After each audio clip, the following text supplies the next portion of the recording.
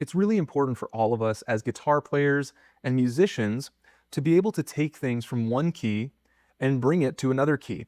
All right, so that could benefit our own songwriting. We're playing around with something in the key of G, and then we say to ourselves, it doesn't feel quite right. I don't think I can sing what I'd like to be singing in this key. That doesn't feel like it fits me well. So I'll move it around, and all of a sudden, it feels better in the key of C sharp. You want to have that capacity to move things around to feel that out. Or you're in the middle of a jam and someone says, let's move this from A to D, for example, and you don't want to have to rely on, a capo. No hate on capos, but you want to be able to do this on your own and not have to rely on that tool in every single scenario. So that's what I'm going to show you. It's a great little tool. It's one of my favorite tools to show people, in a one-on-one scenario. So I figured I'd make a video on it of how to get familiar with every chord in every key. Now, some questions might come up for you, so feel free to put those in the comments, because sometimes this can be, as long as an entire, full 1 hour one-on-one session with someone, where we're kind of going over things back and forth. But obviously, this is just me talking to a camera. So anyways, put your questions in the comment section, and grab your guitar, because we're going to jump in. And I'll, say lastly, if you're, if you're newer to guitar, this might not click as well. This might be more of an intermediate thing to kind of cover, but I'll leave that to you to watch as you see fit, based on your skill level. And there's an accompanying, or there's a companion, I'll say, PDF in the description, linked in the description. So download that, grab your guitar, and let's jump in. All right, so we'll start in the key of G. That's where we'll have things, and then we'll figure out how to bring it to another key. I'll show you how to practice this and really refine it so that you have a great understanding and it's kind of second nature, and then you'll be on your way. So key of G, every single key, we have 7 notes. All right, so key of G, G, A, B, C, D, E, F sharp, and then we go back to G, right? Now, each one of those notes has a correlating chord. All right, so a good thing to remember is major, minor, minor, major, major, minor, diminished. There's 7, back to the first note or chord, major. Okay, one more time. You should be saying this out loud with me.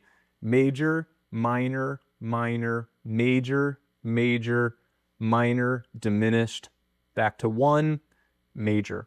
Okay, and those things can have some wiggle room, as you get, further along. The 5 chord is oftentimes a dominant chord tone, but for now, let's keep it really basic, really simple. Major, minor, minor, major, major, minor, diminished, major. Okay, but that's a really, I'm hammering that because it's really important for figuring out what key you're in and how to move things to a different key. So we're just going to use the top 3 strings, triads. Again, if you have questions about triads, put them in the comment section, but that's what we're going to be doing. So think about the top 3 strings of that big bar chord, all right? So that's a G bar chord, and there's the top 3 strings. Now, to keep things relatively simple, we're going to be, keeping things between the 2nd and 5th fret. There's G major, right? The first chord. What's second in the scale? G, A. Think about the major, minor, minor, think about that kind of system. G, A minor, B minor, C, D, E minor, F sharp diminished, back to G. All right, so there's the entire key. Obviously, I'm flashing the tabs and chord shapes to you, but we can kind of break that down a little bit further before we move it to another key, just so you have a good understanding. G, if we took this is the 3rd note in the G scale, so if we took the G scale over here, that would be the 3rd note. If we flatted, right, that note, it's a minor. That's the difference between a major and a minor chord, is that we flat the 3rd. Okay, so think about this same shape.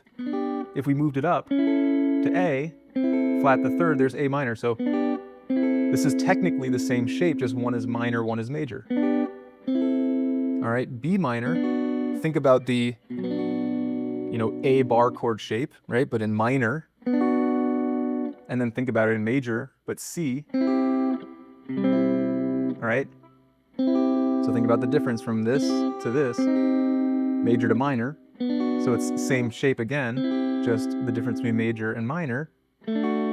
D, the kind of classic, D shape we learned, we're just not hitting the open D note. Well, think about it as D minor, right? If we moved it up 2 frets, it would be E minor, right? So same thing, same shape, just one is major, one is minor. This is, again, helpful as we move along.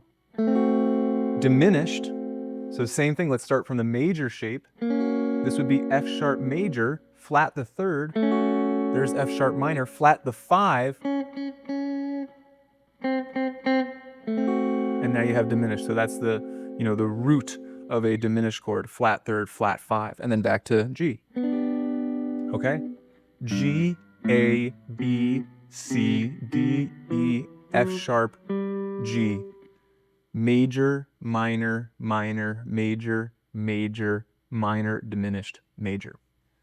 So there we have it. We have every chord in the key of G, okay? And now as we move it, we're going to be able to figure out what chords are in that key. So it's really simple to move things to the key of C, all right? And let's just start with the major scale again. And, a lot of people like to start with the key of C because there's no sharps or flats. I prefer the key of G for a variety of reasons, but I'll just say I prefer the key of G for beginner stuff. And I'll leave it there, okay, without getting in the weeds on that. But we're going to move it to C. So think C, D, E, F, G, A, B, back to C. C, D, E, F, G, A, B, C, and keep thinking about that system. Major, minor, minor, major, major, minor, diminished, major. So you should be able to say the chords before you even start working through them, okay? Now, the goal should be that you're able to take the exact same shapes we had down here and move them up just based on your knowledge of bar chords and simple chord shapes. If you're not quite there and you need to sound it out, it's just 5 frets up. So take the G, 1, 2, 3, 4, 5. And you could do that with every single chord because ultimately you want to be able to sound these things out on your own so that you can really dial them in and have them as kind of this muscle memory skill, so to speak. All right, but that takes a lot of time. So don't come for me in the comments and that was too complicated, I don't get it. I'm going to show you how you can practice this so that you can get it. But not every concept in music makes sense right away. So you do want to be able to sound this out and again, ask questions if you need to. So key of C, C, same shapes, right? D minor, okay? E minor, what comes after E minor? F major. G major, what comes after G? A, right? You're going to want to say these things out loud. I do think that's helpful. A minor, right? B diminished. C. Same shapes. Now this is the kind of extra bonus information that's helpful to you because triads are really important. Now you have an understanding that G is down here, right? In the key of G where we started. We played the G like this. When we're in the key of C, or what I just showed you in the key of C, we played the G like this. If we moved up to the key of D, we might play the G like this. All right? So recognize that there are several major, minor, and diminished shapes that we can play just on the top 3 strings. So it just gives you that extra piece of, additional flavor that you can use, right? So if in the initial key, this is how we played G, this is how we played C, and that's how we played D. Those are all different shapes, but they're all major chords. So same thing, we played C like this down here. We played C like this, in the key of C, and then we could play it up here. Think about the key, that D chord, that really familiar D chord. Well, if you move it down 2 frets, it's a C, right? Just like if you had, in the low E, you took the D note, then you moved it down 2 frets, you'd have the C. All right, so I don't want to overcomplicate things or, beat you all to smithereens with this concept. I know I always say that in each one of my videos. But that's really how you start moving things around. And that's how you get more familiar with the chords in each key. And I do think it's helpful to say them out loud or really actively think them as you are playing them. So C major, D minor, E minor, F major, because those will be more baked in once start doing it more often. They'll be kind of automatic, and you'll know that, okay, I could play F down here, but I could play it up here, or I could play it, here. All right, and I think those things are really helpful. But I'm leaving that up to you to sound that out and work through those various shapes. If you want to see this on the 4-3-2 string set, leave a comment, say, yes, please, to 4-3-2 or something like that, or 5-4-3, 6-5-4. We can run through this in those positions as well. And that will also teach you, all of the most important major, minor, diminished triads, okay? But there's kind of the system. What I would say you can try on your own is, bring it to the key of D, right? And what's so easy about this system is the first chord is the key that you're in. And it's helpful to recognize some of these mechanisms that only the key of G has G major, C major, and D major. So even if you're in a progression that sounds more like this,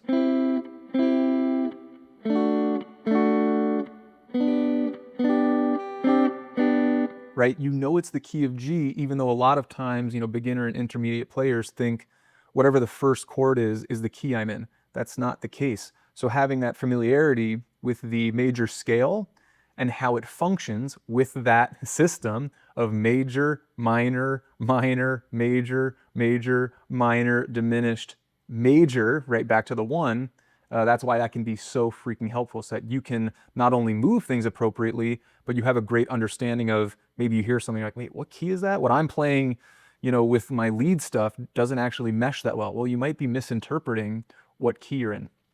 Okay, a lot of talking. I really think that it's an important concept. So I know people will probably come for me, is the saying I know, in the comments, but I do think it's really important to talk this out. So how do you practice this? Like I said, I think it's really important to either say the chords out loud as you're playing them, or really, really actively think them, all right? Now, you can start where we started in the key of G and just go there, right? And just do that over and over and over if you just want to get familiar with the shapes.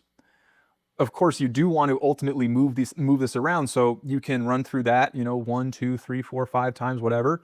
You can set a timer and run through it in that key, and then choose another key. Since I showed you G and C, maybe you just start there to get familiar with, going from G to C. All right? Maybe you choose 2 additional keys. So you start with G, then you go to C, and you say, I'm going to try this in A. Okay? And you do that.